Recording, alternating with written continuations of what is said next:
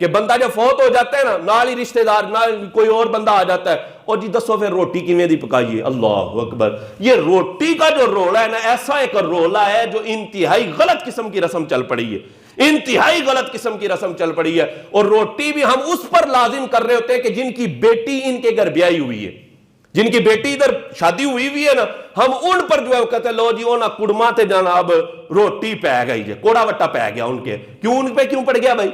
किसने वाजिब किया उन पर? किसी शरीयत ने वाजिब किया? कुरान या हदीस के अंदर आया कि वो रोटी देंगे? एक तो ये कि उन्होंने बेटी तुम्हारे घर ब्याही हुई है, बेटी की शादी की है, और तुम कह रहे हो रोटी वो दे। क्यों दे वो रोटी? उस पर कोई रोटी लाजिम नहीं। ये हमने अपनी रस्म बनाई हुई है खामखा कि रोटी वो देगा, और या फिर वो रोटी उस पर लाजिम कर देते हैं, या फिर ये होता है जी मैं तुहाडी फोतगी ते रोटी दी सी, हुण तुसी साडी फोतगी ते रोटी दो। ये कौन सा वट्टा है भाई? ये कौन सा सिलसिला है? ये कोई सिलसिला नहीं, ये शरीयत के बिल्कुल खिलाफ है। और मैं ये कहता हूं कि ये रोटी देना ही दुरुस्त नहीं है। रोटी सिर्फ उनके घर वालों के लिए पकाई जाए कि जिनकी फोतगी हुई है, सिर्फ उनके घर वालों के लिए। और बाकी जो अफराद हैं, ऐसे लोग कि जो जनाजा पढ़ के घर जा सकते हैं, उनके लिए रोटी बिल्कुल भी ना पकाई जाए। तो ये दावत हो रही है, एक तो बंदा फौत हो गया, सोग का मकाम है, और जनाब ये रोटियां पक रही हैं, यहां पर मेन्यू पूछे जा रहे हैं, रोटी की पकाइए, चौल पकाइए, बिरयानी पकाइए, सालन पकाइए, नान ले आइए, पूछा जा रहा है। दावत हो रही है यार, खुदा का खौफ करो, खुदा का खौफ करो। और ऐसे लोग भी यकीन करें, जनाजे में ऐलान हो रोटी खा के जाइए। क्यों भाई? ये क्या ऐलान है? ये बिल्कुल गलत रस्म है, बिल्कुल गलत तरीका है। और मल्ले वाले भी बैठ के वहां रोटी डफ रहे होते हैं। शर्म ही कोई नहीं, हयाई कोई नहीं आती कि यार इनके घर फोतगी हो गई है और हम ये बाद में दावतें खा रहे हैं, ये दावत पकाई जा रही है कोई। और वो मेहमान जो बिल्कुल करीब के होते हैं, हालांकि वो अगर घर जाना चाहते हैं बिल्कुल बासानी है। अब तो घर जाना कोई मुश्किल ही नहीं है, बंदे के पास अपनी गाड़ी है, अपना मोटरसाइकिल है, केक मारे अपने घर जाए, घर जाके रोटी खाए।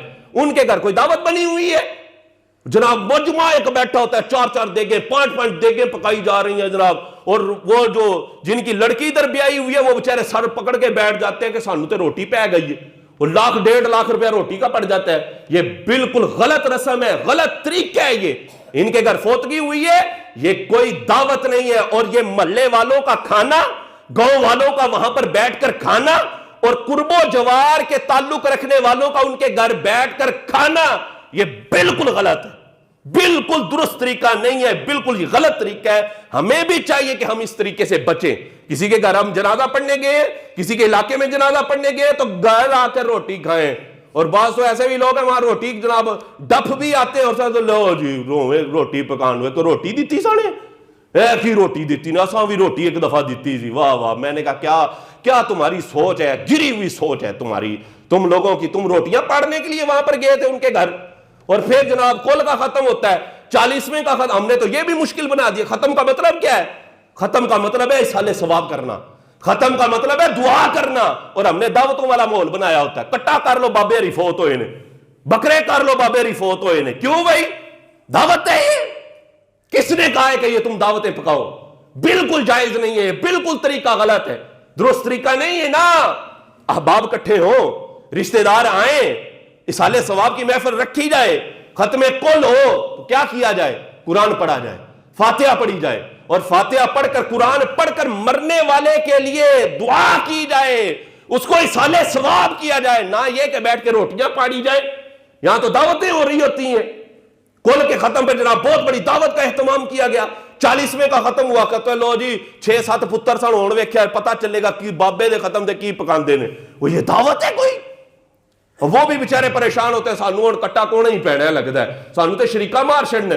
इनको बताया जाए ये कोई दावत नहीं है ना, और ये बिल्कुल शरी तौर पे गलत तरीका है, ठीक तरीका नहीं है। ठीक तरीका ये कि सारे अहबाब बैठे मिलकर जो है अल्लाह की बारगाह में उस मरने वाले के लिए दुआए मगफिरत करें।